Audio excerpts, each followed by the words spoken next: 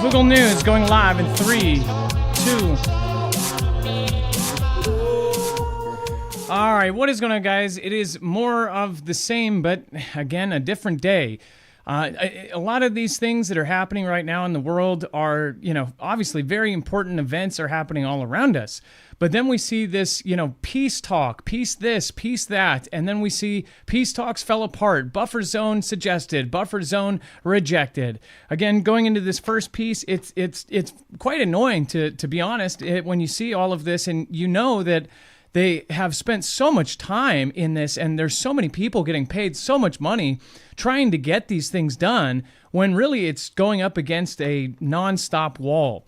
It says Ukrainian president, of course, Vladimir Zelensky has rejected proposals for a buffer zone between Ukrainian and Russian forces as part of a peace deal, arguing it does not reflect the realities of modern warfare. Quote, only those who do not understand the technological state of today's war propose a buffer zone.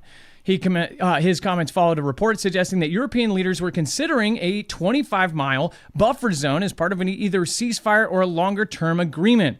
The war in Ukraine has evolved into a conflict driven by drone technology, and Zelensky suggested that a buffer zone of sorts already existed because of the threat of drone strikes close to the front line.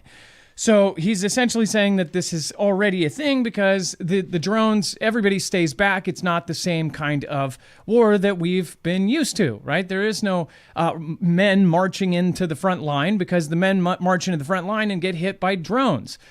So this is something that he says is already existent. It's just more of the same old, same old.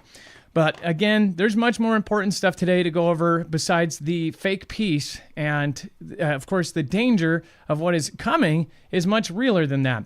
Before we get started, I do want to remind you guys, make sure to go over and check out EMP Shield. This is an incredible device. We suggest this because if you are stuck at work when a disaster happens or when an EMP strike happens or a CME happens, you're going to be stuck there. If you work far from work, from home, that would be an absolute disaster. If you want to protect your generators and make sure that they turn on when you want them to turn on, if you want your vehicles, your cars, trucks, motorcycles, boats, and even your home to have everything protected inside of it, then you would want to look at an EMP shield for all of those. Go to marfooglenews.com/EMP. Make sure to use the code MARF. You're going to get $50 off per device, and you're going to help our channel out at the same time. It is an incredible device. Again, make sure to go check it out. All right, let's bring in my co-internet brother, Dex James. What is going on, and how are you doing today? Well, hello, Adam, and hello, Foogle fam. I'm doing just fine. So when I first saw this next story, I thought this is just absolute absurdity. Like, is he trying to get people to talk badly about him? Why don't you talk about what Donald Trump is suggesting now? So this is what they're saying. They're saying Donald is suggesting deploying Chinese troops as peacekeepers in a post-war Ukraine, lending support to a proposal that was first put forward by Vladimir Putin. This is according to 4 people briefed on the discussion. So again, we're dealing with inside sources providing information outward. Trump proposed inviting China to supply peacekeepers to monitor a neutral zone along the Ukraine's 1,300-kilometer front line as part of the peace settlement with Russia in a meeting with European leaders and Ukraine's president at the White House last week, according to the people. Now, the statement coming out is this is false, said a senior Trump official, adding there had been no discussions about Chinese peacekeepers. So we've got dueling positions of inside information coming out from what may or may not have happened at that meeting. So, but if there's any semblance of truth here, what do you think about having China be the peacekeepers that are brought in? Because it's been very contentious with Putin to say, hey, there'll be no boots in the soil from the West in Ukraine to manage peace, where Ukraine and others want those security guarantees, whether it be U.S. soldiers or even Western soldiers. There's always been floated the idea that the U.S. might supply the air support for the area.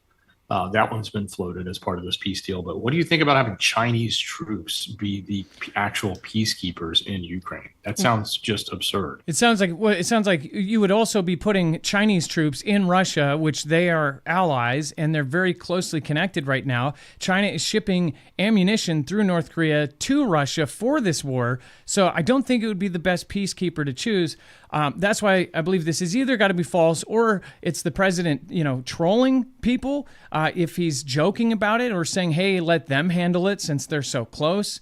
Did some sort of joke in the White House get taken seriously, or is it something else? Either way, if we see on top of North Korean troops there, we also see, because North Korean troops, they say up to 100,000 are getting ready just in the last couple days. If you see also Chinese troops, will they really be watching a sort of buffer zone, or will they be on the front line trying to get experience? Who knows? What do you guys think? Let me know in the comments down below. And then, of course, you have Trump unveils another $825 million arms sale to Ukraine. Well, all of this is talking about peace. This is why it's like all of this peace talk is a bunch of B.